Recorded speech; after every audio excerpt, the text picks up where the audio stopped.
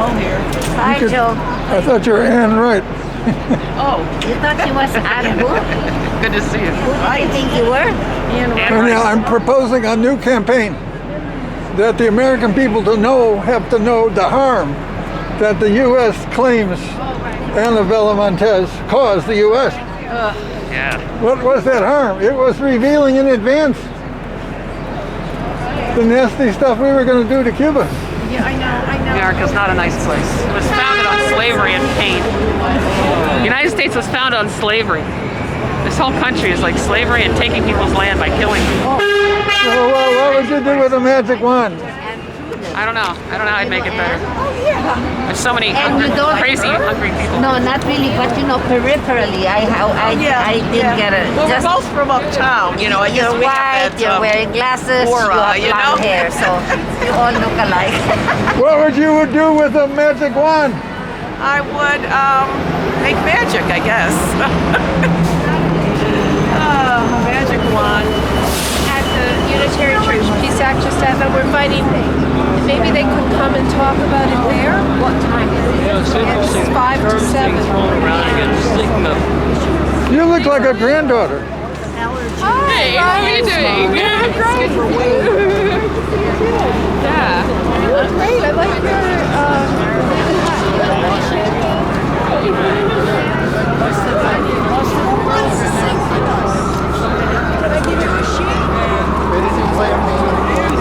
Hello, Joe. All right. How are you? Good to see you. I owe Fidel a favor because he gave me a nice hug. So what would you like to do with a magic wand? With a magic wand. Well, there's so many things I would like to do with a magic wand, but today I'd like to close Guantanamo. And then what would happen to the land? I would turn it into a homeless shelter. Sounds good. And I would put people on the Dorothy Day ferry and bring them all down to Guantanamo Bay and put affordable housing on the land and let them live there. And hopefully that would spread all around the world. Take all the detention centers and turn them into shelters or affordable housing, not shelters, for people in need of housing. You were like, wow. He's my vice presidential candidate. He fully endorses this statement. I do.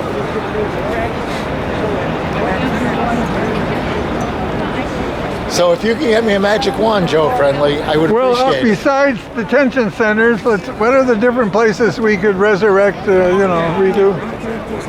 Well, I would like to go into hospices and bring those people down there, give them a little joy, but that's probably...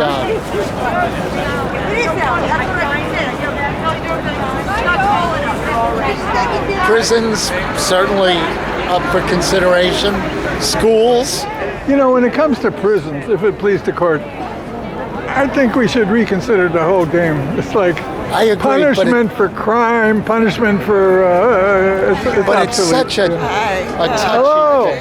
I believe, ma'am, I believe that anthropology could save America. We're victims of a bad culture. Shoot, bro. The slogan of the day keeps something like that. I don't know. What? Prison is very touchy. It certainly needs to be revamped. Prison, the whole rehabilitation, which they don't. You know, I have seen videos comparing prisons, and Norway was like just changed the prisoners' attitude by letting them live in a civilized, happy place. Sure. It does change attitude. It does. Oh, yeah. Yeah, I mean, if you don't beat people down. You know what they showed off big time that I was pretty good? They showed off how big the knives were in the kitchen. They trusted them. Can you go into the middle compartment? So when's your birthday? Today. January 11th. 42 years old. Hey, wait a minute. Your Honor, if it please the court, If you believe the 42, then the 11 is in jeopardy.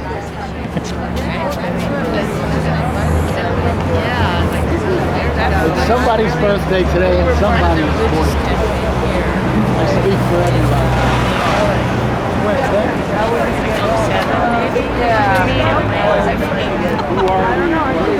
Well, I want to get the Raging Grannies to sing.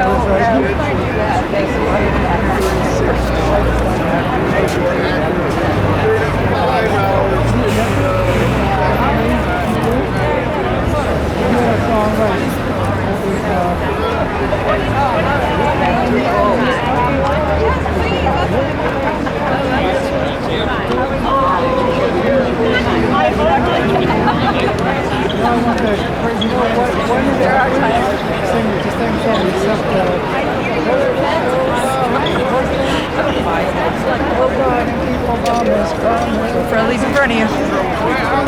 So Mr. I got your flag in. Oh. Sally Jones says hi. Ooh, that's a good one. Yeah, I think. This one. Yeah. So I got her and you together. Good. There's one question. What do you, don't you think the public, the American people, need to learn about the harms that the U.S. government claims Annabella Montez caused the U.S. by revealing in advance? Say this again? Don't the American people need to learn about the harms that the U.S. claims Annabella Montez caused the United States by revealing to Cuba in advance the harms we were planning? In other words, list all the horrible things she managed to prevent happening.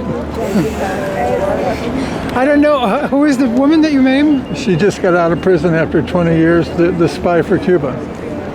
Wow.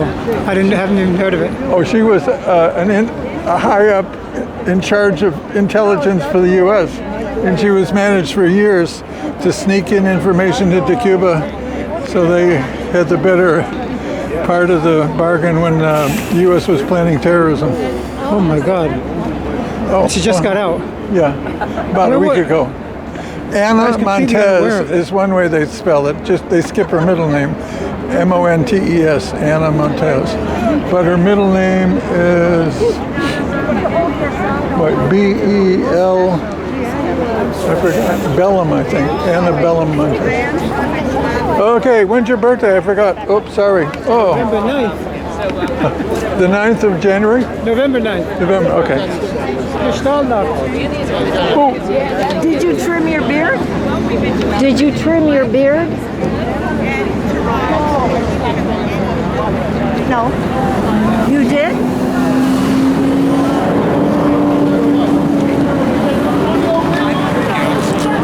Now you want more money in my tax money? hold it for me. $300,000. Point it over here, I am. To pay for you to sit here and tell me you get more money over there? What? I made $300,000 cash last year. And I I what's going on right now. I asked you a simple question before I got crazy. I This guy can't tell me what's going on here. But I see. I love your beard. I love your beard. I should leave it out, show off. What are you looking at him for? I thought you cut it. What What I are you missed? looking at him for? I got the question, sir. Yeah, please. What's going on over here? I was asking What is him. the and they were harm? laughing at me like I don't know what's going on. You heard that Annabella. You're videoing me? You heard Don't that video me, man. You heard that Annabella Montez got out of prison after 20. Who? Anna Montez. Who the fuck is that? All I know is that guy's hat looks like Ukraine, and how much money am I sending out of him? I made 160,000 more years. important. More important, This is what what? this is all You about guys here. ain't working. Maybe you. All right, good. You're a cult. The fuck are you old man? Well, you broke up that fight. When did you move to New York? How long you been living in New York? 42 years, For? sir. 42. Where? Chicago. So now what? Your tax money goes where? What are you worried about taxes? Where's our tax money go? That's not When I make fun. 160 a year, you motherfuckers. I don't like to hear about taxes. Nah. Here. You need money? What's all the money? What the money? Oh, such There you a go. thing. All right, big More money in Ukraine. Yeah, that's my handout. Thank you. Because you know what? I only show fucking income on the local,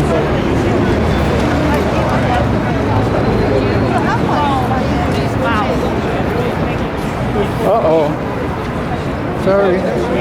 Wait, I got my tripod in the wrong place. Hey, over there. What is the thing?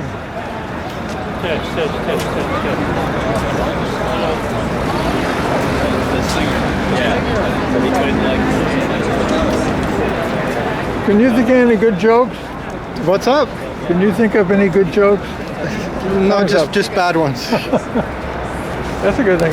Can you film me taking this out of there and stuff? Sure. It's already running. recording. I just point it in the right direction. Yeah, let's see. I should take this connection. Okay.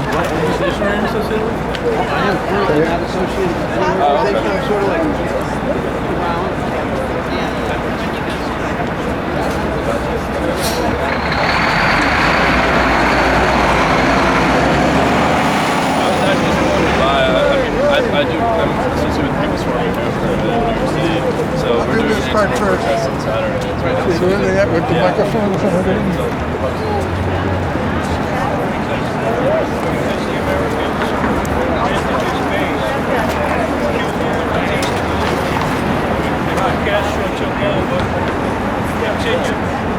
Boy, look at all this stuff.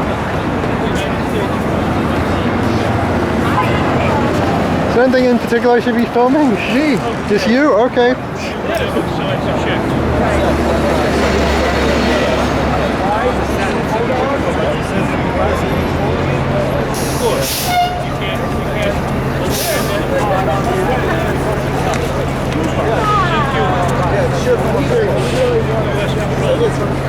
I got this.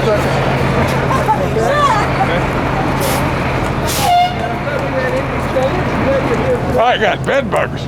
Oh no, stay away. And would you like to keep the earphone? No, I don't mind. There you go. When's your birthday? When's my birthday? Yeah. In the spring. What piece of April? What's up? What part of April? Now when is it? I don't. I'm an enigma. thing? I'm an enigma. I don't like anything that could track me down. So yeah. You know, in 1981, I wrote a 180-page manuscript on birthday. On what? Birthday? On birthday. Okay. We still haven't tried.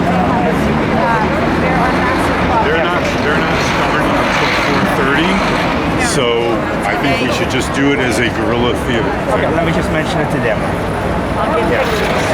Yeah. So just right up here. You went to the rehearsal?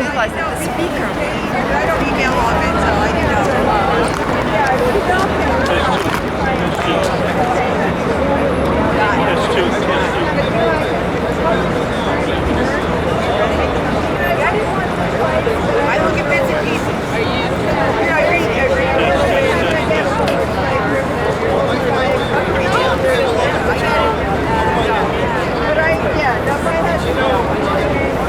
read only going on Sunday.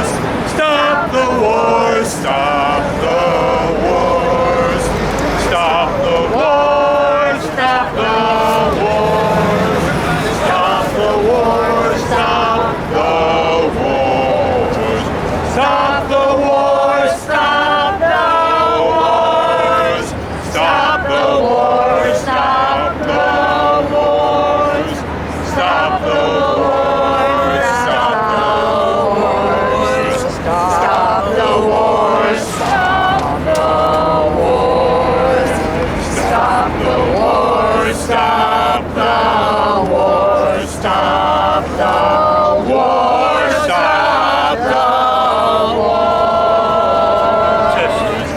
Stop the war! Stop the war! Stop the war! Stop the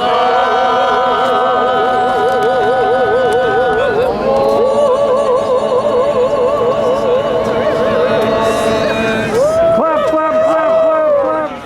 And of course, your heart.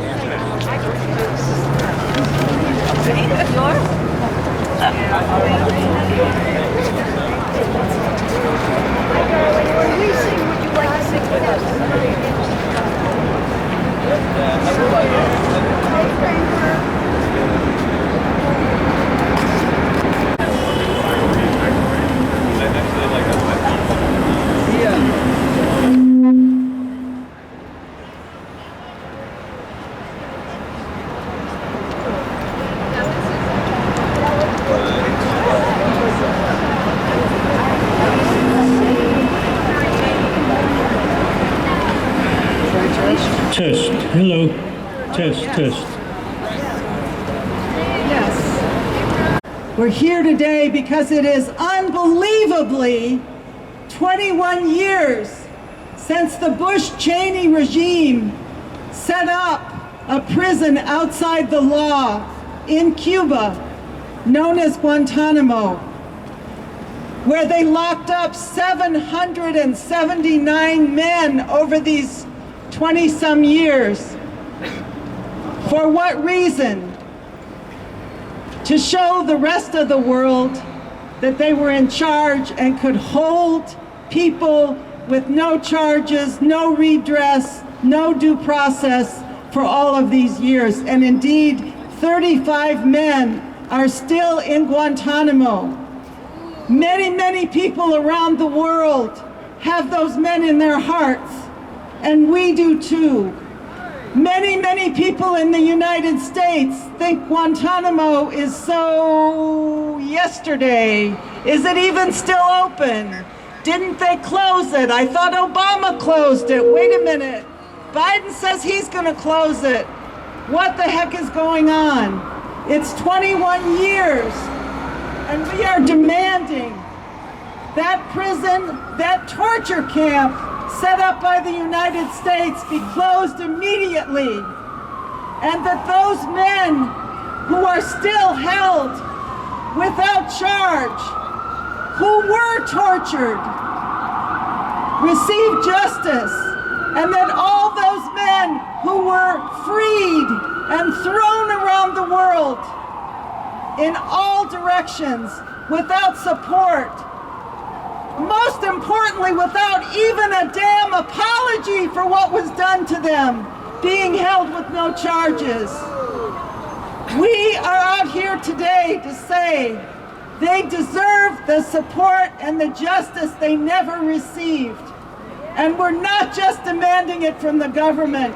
We're saying today, the Guantanamo Support Fund is our goal to raise $1,000 today, right here, to support those men who have been sent around the world to Serbia, all kinds of countries where they knew no one and were stuck because some country got talked into accepting them under pressure by the United States, because that's what happened.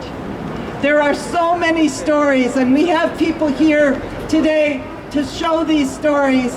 I do want to highlight and call out the 20 men that are in Guantanamo today, having been promised they would be released, some as long ago as when Obama was in charge.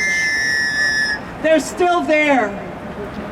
Even that is a screaming injustice. And so we are joining with people all over the globe today to raise the same demand. Close Guantanamo now! Close Guantanamo now! Close Guantanamo now! Guantanamo now! And justice for those unjustly detained. My name is Deborah Sweet. I'm with World Can't Wait, and friends are here from at least 15 other organizations. Oh, such a long list of people who care about justice. And we have people here who are going to be able to present to you a lot of important information that none of us knows the whole picture, but they really understand what's going on. And we have wonderful performers here to share and raise our spirits and make us feel what it is to be human and to care about humanity and to work for more justice in the world. Before our first speaker comes up, I just want to welcome the Raging Grannies, the young ladies who sing for us. Come on up. We're going to start with the song, Why Are We All Silent? Oh, we're going to sing the Prison Industrial Complex.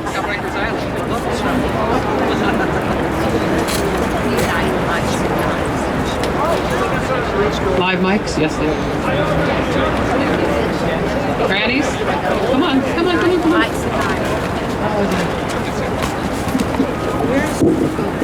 Just perfect. Ready? What song? Prison Industrial Complex. Prison Industrial Complex. Written by Alice Sutter. 1, 2, 3.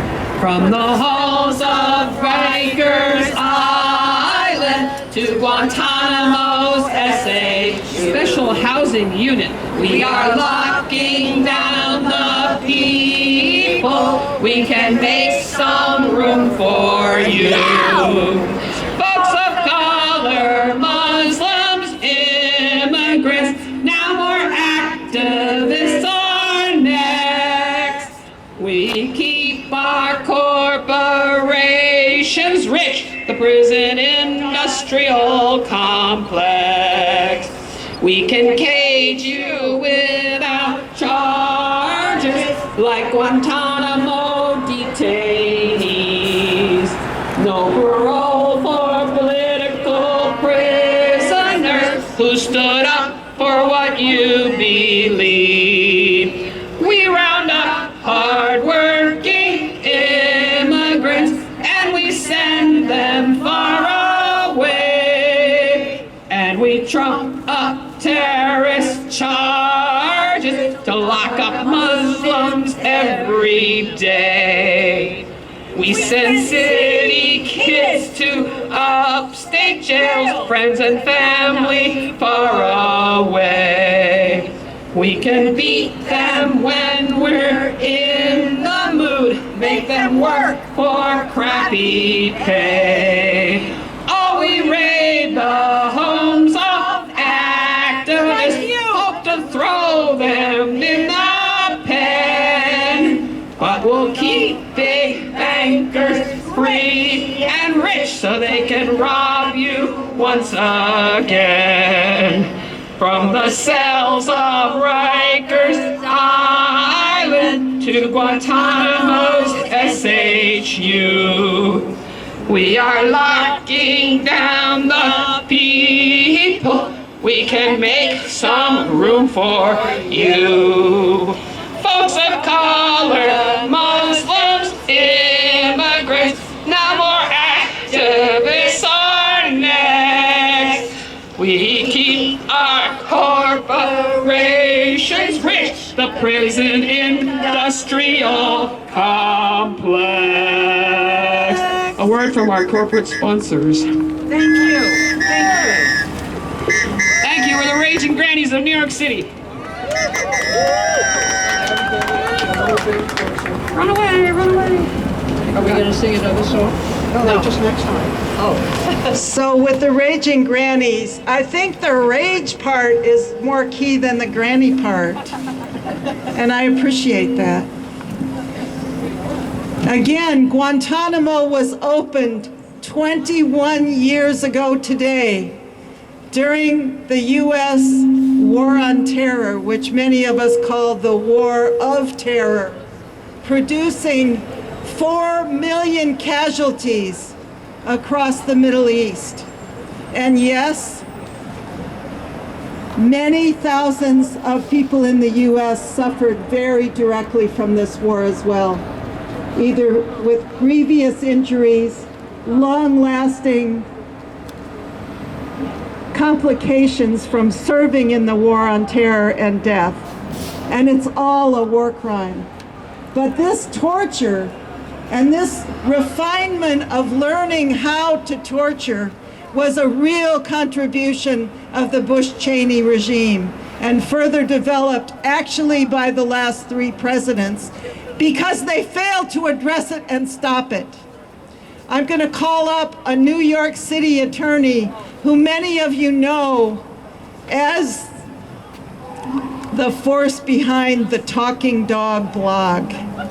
He knows a lot about Guantanamo and about those brave attorneys who have defended the men at Guantanamo. And here's the Talking Dog himself. Thank you, Deborah. It's January 11th, 2023. Guantanamo has now been opened to hold Muslim men and boys prisoner now for 21 years. I suppose it can drink now. Maybe in 4 years it can rent a car. But let's let that sink in a moment. When Guantanamo opened, I was 39. I just turned 60. My daughter was 2, she's now 23, and that's kind of the point.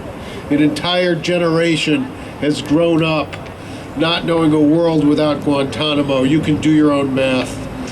When we met here last year, unfortunately, we noted that the Biden administration had improved on the Trump administration's abysmal record of releasing a single prisoner by releasing a single prisoner, so it was up to 2. Now, after 2 years, the administration has released 5, so 35 men remain. One of the 20 men cleared for transfer is my friend Candace Gorman's client, Saeed Bakoush from Algeria. 1 year ago today, he had his periodic review board hearing because the Pentagon has a sense of humor and held it on the anniversary.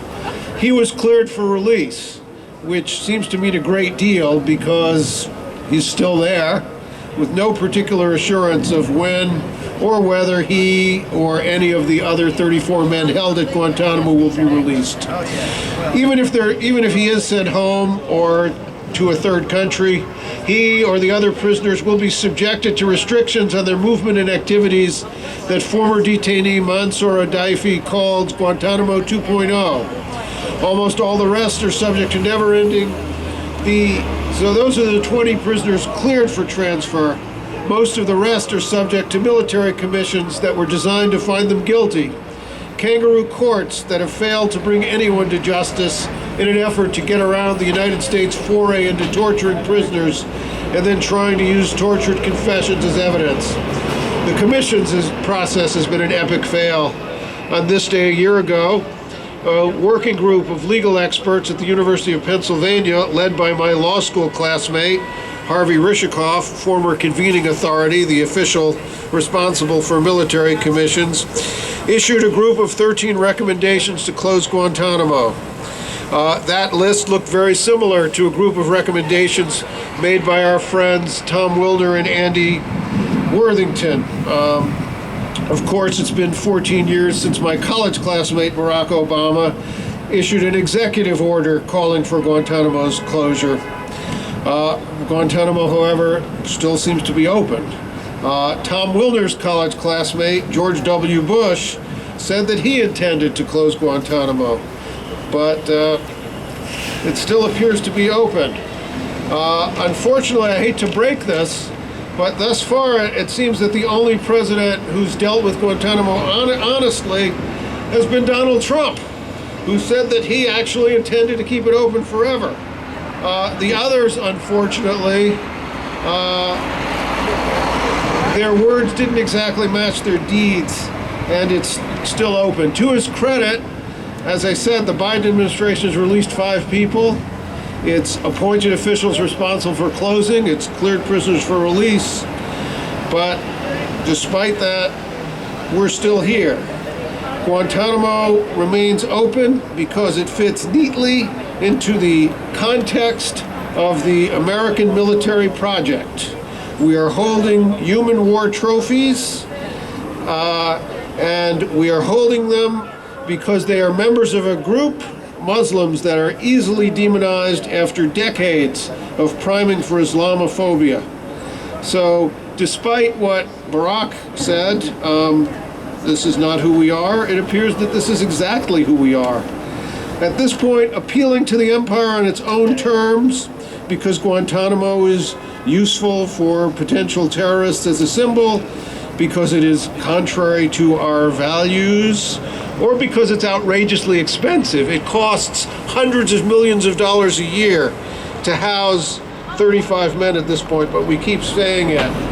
Well, we've tried these arguments, and they've never worked. So at this point, let me say this. We're going to appeal to the empire on our terms. We aren't going to let go of this outrage until it is closed down once and for all. So say it with me. Close Guantanamo now. Thank you. Guantanamo now. Close Guantanamo now. There's two things that we're asking everybody attending to do while you're here.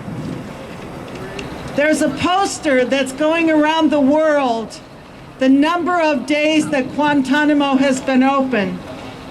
7,671 days. We're asking everyone here to have their picture taken with this poster, to join the thousands of people around the rest of the world that are largely ahead of us in understanding that all people have humanity. And we have a professional photographer right here named Don. Raise your hand, Don. He's looking for more people to photograph before the light leaves us. So please get over to Don and have your photo taken. The second thing is, the photos are going online under the hashtag Close Guantanamo all over the world on the social media. The second thing is, these men that have been cast over the whole world with no support after having been held unjustly in Guantanamo for some decades need our support. They need our friendship, our justice, and they actually need concrete support for things like tuition, childcare, rent, materials, computers, things that they were deprived of for so long.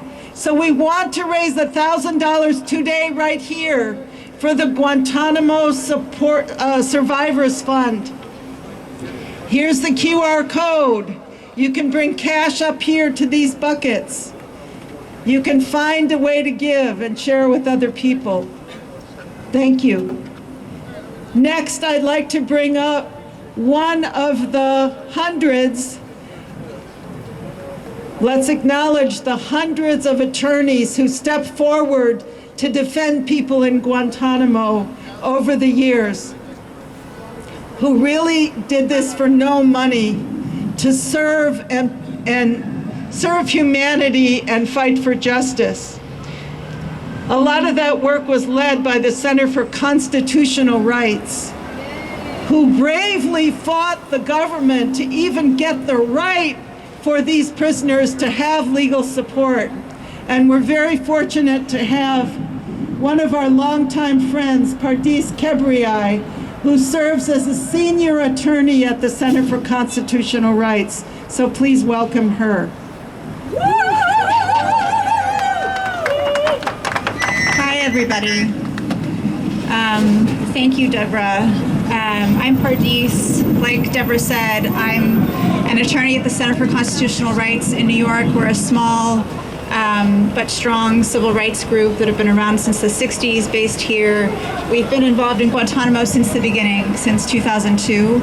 I got involved in 2007, right before Obama, when I thought maybe I would just have a year or two left working as a Guantanamo attorney because President-elect Obama was saying he was going to close the prison. I really did think I was going to be out of a job in a few years, and here we are, 21 years later. I represent a man who is still there. He's been there since the beginning, without charge. His name is Sharkawi al-Hajj. He's from Yemen. He's in his late 40s. He has a family that is waiting for him. He is cleared for release, and yet he's sitting in his cell as we stand here now. But what I am actually feeling and what I want to do is reflect a little bit more on the distance we've come, which is not usually where I'm thinking. But I'm feeling a lot of gratitude to all of you here today. I haven't seen you in years since COVID. We haven't really been able to gather like this. And it's amazing and really life-giving to see friends and allies who've been fighting for over 2 decades, who've been here every year, who have written the names of people who've been there, people who've died. It's remarkable. It's been a remarkable domestic and international movement, and it has mattered.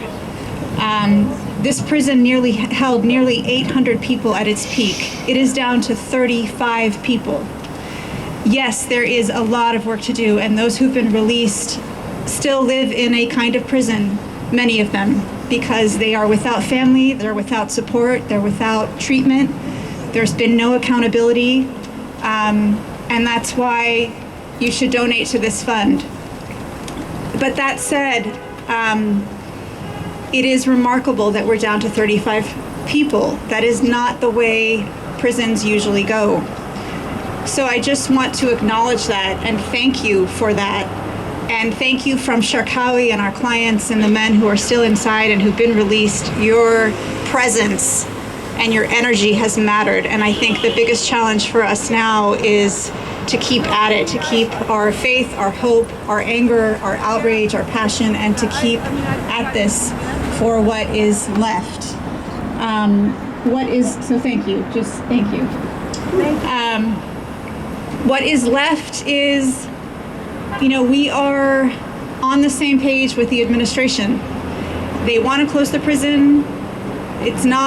Yes, there are legal issues. I'm a lawyer. I could talk about the legal issues. Holding people indefinitely for 20 years. And what that means is without charge. And what without charge means is without reason, without good reason. People have been held for over 2 decades. That's illegal. It's wrong. It's morally an outrage, all of that. But as a policy and practical matter, we're on the same page with the administration, and Gitmo can close. The people who are left can be transferred. As has been said, the majority of people who are being held are without charge. They're people who will never be charged. 20 of them are cleared for release. What that means is that the government itself has looked at its own information about who it is holding, and everyone with a stake in these detentions has decided that continuing to detain these people is not necessary. It is not necessary for security for the United States.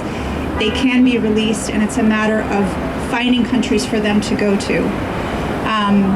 So that's where we are in terms of our work. We're working with the government. We're trying to keep the pressure on the administration to not let up and to continue searching for countries for people to be transferred to. And then, of course, there's a whole nother chapter of supporting people in their resettlement and in their reentry. But Guantanamo can be closed, and it's largely a practical matter. And for those of us here today, it's a matter of continuing to keep our energy up. It is hard work. It's exhausting. It's upsetting. There are myriad crises going on in the world right now, as we know. If you're looking at the prison population, 35 is obviously what it is in the context of U.S. mass incarceration.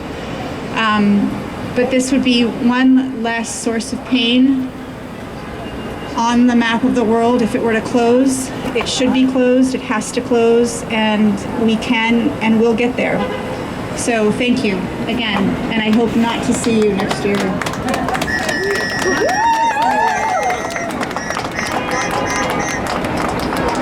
Thank you, Pardis. I wonder if everybody recognizes that when a country goes to war and takes prisoners, those people are prisoners of war, and they have rights and they have protections through international law. These 779 men never had that. They were never prisoners of war. They were called enemy combatants, some shit that Bush made up, a term that carried no rights. This is the outrage of Guantanamo, among many, that a new category of prisoners was created from which you can't get out. And yet, as Pardis said, this huge fight has been waged and people have gotten out, and we're determined to get the other 35 out and for this to never happen again. It's been very important that activists have been on the front lines fighting for this for so many years, 21 years, especially on this anniversary. I want to call out 3 websites for more information: closeguantanamo.org, worldcan'twait.org, and witnessagainsttorture.org, who has led vigils every year in Washington, D.C., in front of the White House and the Supreme Court. Jeremy Verone is here today to tell us about that. Come on up, Jeremy. Very good. Thank you, Deb, for taking the lead in organizing this incredibly robust event all these years later. Brief warning, I'm a professor, so this might sound a little professorial, but I promise to keep it short. I offer a somewhat grim rejoinder to Pardis's uncharacteristic optimism, but I'll try to end echoing her hope. So, we gather today to call for the closure of Guantanamo, stupefied that we are still gathering to demand that it's closed. The story of our protest today is the persistence of our protest, now for decades. Our presence is grounded in the enduring shame of Guantanamo itself and our stubborn insistence on hope against hope, for the sake, above all, of the men still held there. We will not abandon them. On this grim anniversary, let me reflect on what Guantanamo has been, what it came to represent, and what I think it is now. From its first day of operation, Guantanamo was a place of savage abuse of human beings, demonized by means of false accusations and religious and racial bigotry. Just this morning in The Guardian, Mansour Adaifi recounted that torment. He said, quote, "I arrived in February 2002 at age 19, blindfolded, hooded, shackled, beaten. When soldiers removed my hood, all I saw were cages. I had been tortured. I didn't know how long I would be imprisoned or what would happen to me. I was given a number and became suspended between life and death." Fortunately, many people in this country and all over the world were horrified by what they learned of Guantanamo in the early 2000s. In courtrooms and in the streets, they called out U.S. torture and called for Guantanamo to close.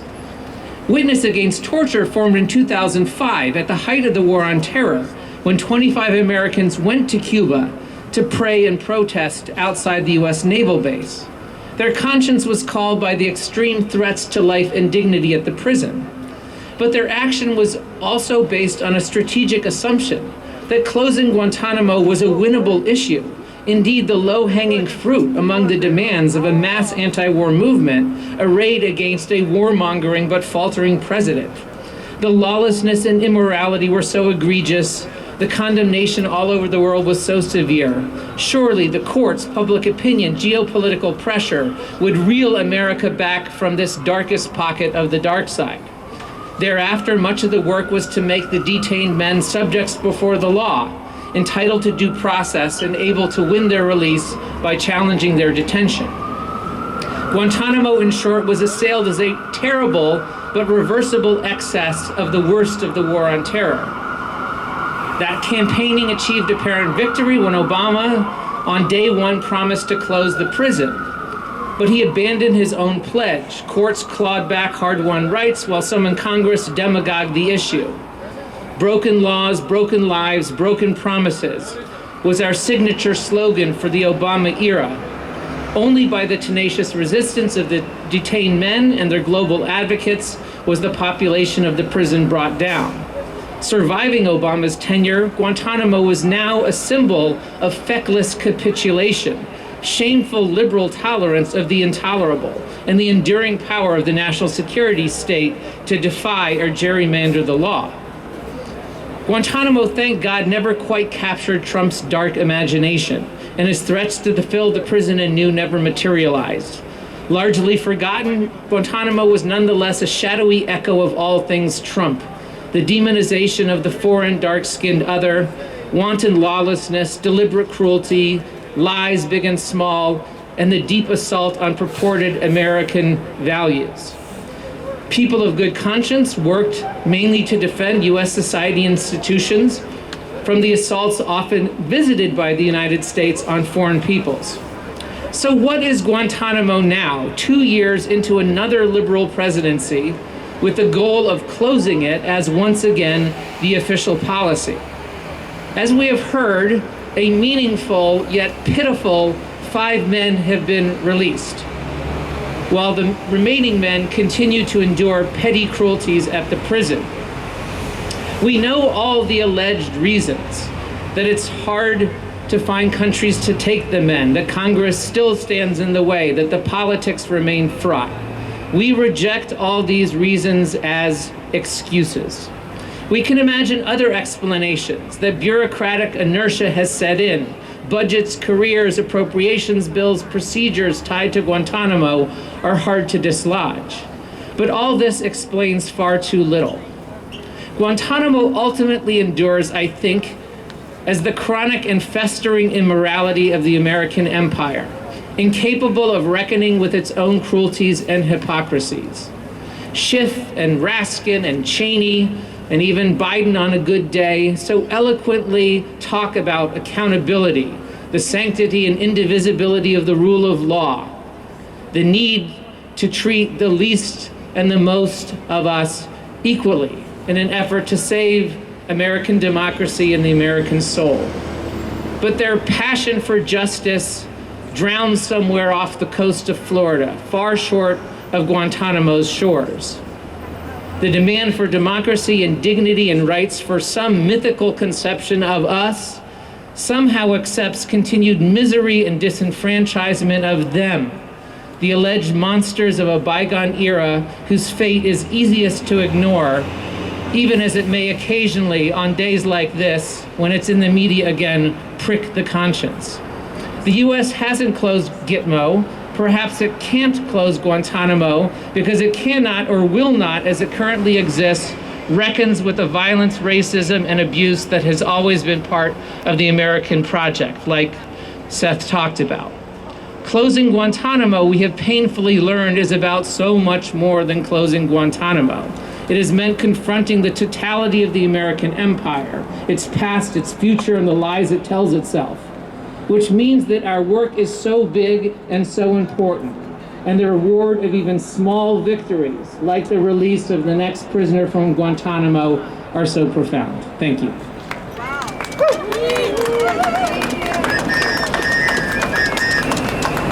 All right, Jeremy, thank you, and thank you to everyone again for all these years of understanding what a critical issue it is. And I love what Jeremy said about confronting all the parts of empire. This is one, but it's a very foundational. If you can go about the world and torture, you can get away with a lot, and we are determined to stop that. We have the Raging Grannies again with another song. We're going to sing Why Are We Silent about Guantanamo. Everybody come gather.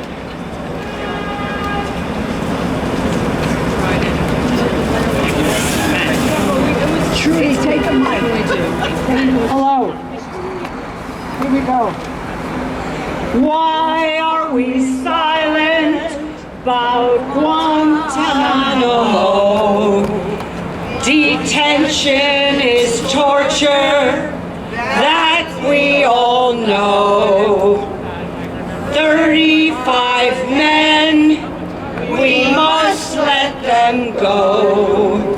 Guantanamo must be no more. Guantanamo must be no more. 21 years, torture, brutality, from their loved ones indefinitely. Is there anything left of our humanity? Guantanamo must be no more. Guantanamo must be no It's time to be honest. You can't blame it on Congress. Oh, President Joe Biden, keep Obama's promise. November 16th, 2008. We must close Guantanamo. I don't know if they heard you, Lydia. We'll do it one more time together, everyone.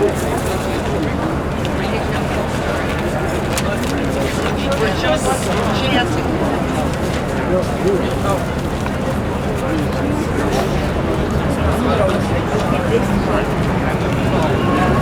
Right?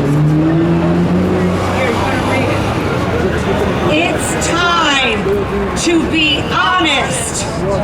You can't blame it on Congress. President Joe Biden, keep Obama's promise. I have repeatedly said I intend to close Guantanamo November 16th, 2008.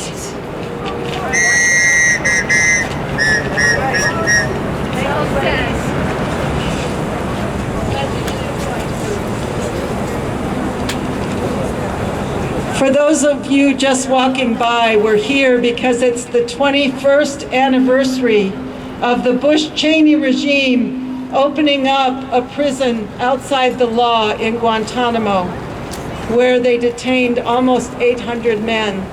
We're here for them and for the 35 who are still held, many of them with no charges, and many of them have been approved to leave, but they're not going anywhere. We're demanding that this all be changed. We, for many years, have been joined by a British journalist named Andy Worthington, who came over every year on this anniversary. But because of the pandemic, this is the third year that he has not been able to be with us, except he's going to be with us by voice just now. His website is closeguantanamo.org. He's behind these posters that go all over the world on social media, so everybody knows how many days Guantanamo's been open. If you haven't had your photo snapped yet, we're putting them on social media under the hashtag #CloseGuantanamo. So let's see if we can hear Andy from over in London right now. Hello, New York. Hey. London. And I'm sorry that I can't be with you today. I would love to be. It's extremely important that on this particularly sad and shameful day in American contemporary life, January the 11th, that there are people out on the streets of America's cities trying to call their government to account. This is the 21st anniversary of the opening of Guantanamo, the start of the 22nd year of operations of the prison, where the basic situation for the men who've been held there from the beginning is that they are held entirely without any rights as human beings. Everything that they have fought for, which has largely been thwarted, has been in spite of this institutional truth of Guantanamo, that when you were sent there, you had no fundamental rights whatsoever as a human being. For years, these men had to fight to get heard in a court to have habeas corpus rights. There was a brief window of a couple of years when the law actually applied at Guantanamo, and several dozen men had their release ordered by judges and were free. But that golden period was shut down again by right-wing appeals court judges in 2010, 2011. The law hasn't applied at Guantanamo ever since. You are only ever able to get out of Guantanamo at the whim of the president or of the US Congress. There is no legal power to get out of Guantanamo. And 35 men are still held at Guantanamo, and 20 of those men have been approved for release. But they've been approved for release by an administrative review process which has no legal weight. So what this means is that there is nothing that can oblige the administration, the Biden administration, to release these men with any kind of haste, because there is no legal power that can be used. And so, as has so often been the case with Guantanamo, it's easier for the president to sit on his hands and not really do anything than it is to be bold and brave and take the appropriate action, therefore enrage Republicans. And that is to free these men. Most of these 20 men have been approved for release since President Biden took office. One was approved for release miraculously under Donald Trump. And 3 other men are languishing there, having been approved for release under Obama back in 2010. That's obviously a whole shameful little mini story in and of itself. But these 20 men are waiting to be free. And like I say, there is no legal compunction for the administration to do anything. So we need to shame the administration into doing something. You can do that by shouting and by holding up the banners that you have today and the placards, by writing, by publicizing it, by talking to everyone.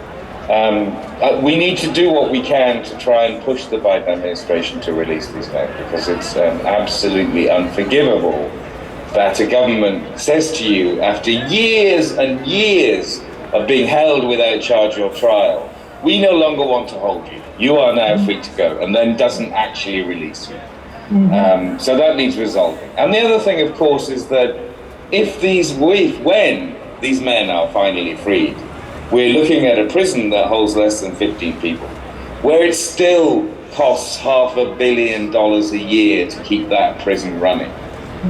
So a present is nearly $15 million a year for every man that's held for Guantanamo. Each of these 20 men are approved for release. But if they are all freed from there, then the number of people at Guantanamo is so small that I would say that the actual closure of the prison starts to look imaginable. And that's where we need to be. So thank you everyone for turning out. I'm sorry I can't be with you today, but I send all my encouragement to you all. All right, this is truly an international message. It's an international movement, and we're doing this for humanity as well as for those men who have been unjustly held. And as many of the groups today have brought in, this includes people in Rikers Island. This includes people across not only this country, but people who have suffered under the wars created by the United States and its allies. We're going to close out with a song from the Grannies called Guantanamo, Shut It Down, joined by some extra musical friends.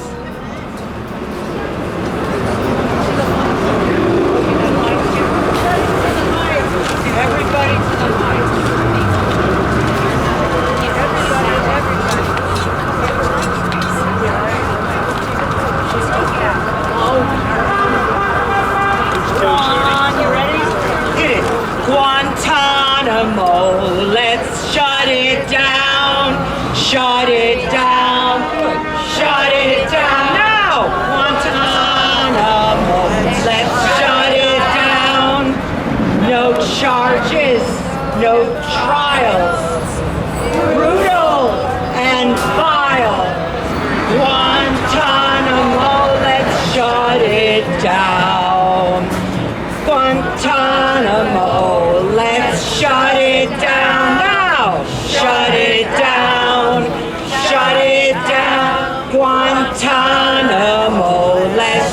shut it down. Let's free the 35. Stop destroying lives. Guantanamo, let's shut it down.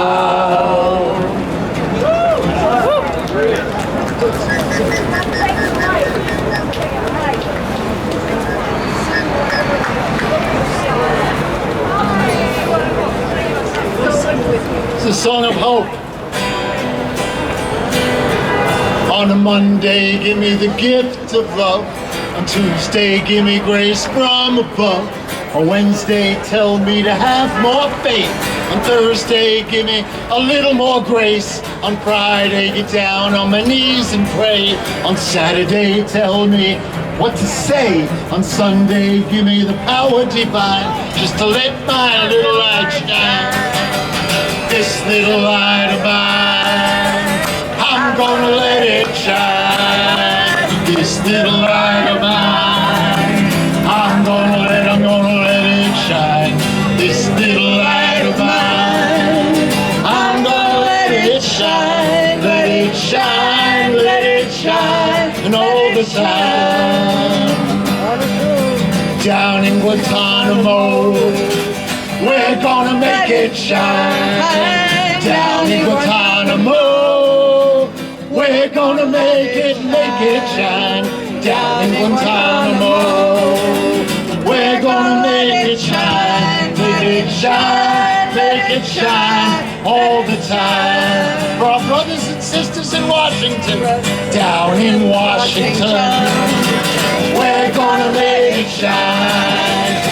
Down in Washington, we're gonna make it shine. Down in Washington, we're gonna make it shine. Let it shine, let it shine all the time. The light that shines is the light of love, hides the darkness from above. Shines on me and it shines on you. Show you what the power of love can do.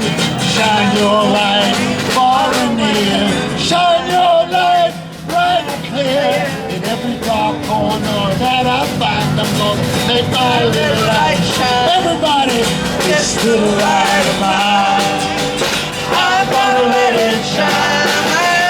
This little light of mine, I'm gonna let it shine. This little light of mine, I'm gonna let it shine. Let it shine, let it shine, let it shine. For my friend Anthony with the group down in Cuba. Down in Cuba, they're gonna let it shine. All those down in Cuba, we're gonna let it shine. Always down in Cuba, we're gonna let it shine. Let it shine, let it shine. One more time. This little light of mine, I'm gonna let it shine. This little light of mine, I'm gonna let it shine. This little light of mine, I'm gonna let it shine. Let it shine, let it shine all the time. How are you? I'm good. Very good. So somebody walked up to me and she's like, do you know about